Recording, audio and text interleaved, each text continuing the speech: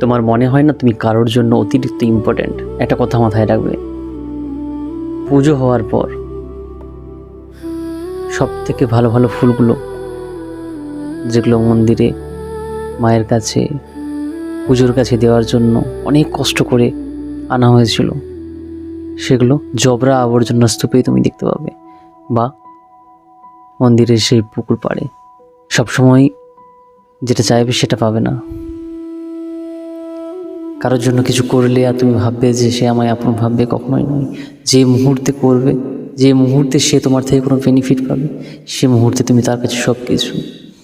কিন্তু যে মুহূর্তে তার বিপরীতে কথা বলবে, দেখবে দুনিয়া বদলে যাবে। তোমার সম্মান, তোমার যোগ্যতা, তোমার ভালোবাসা, তোমার স্নেহ কিচ্ছু কাজে আসবে না।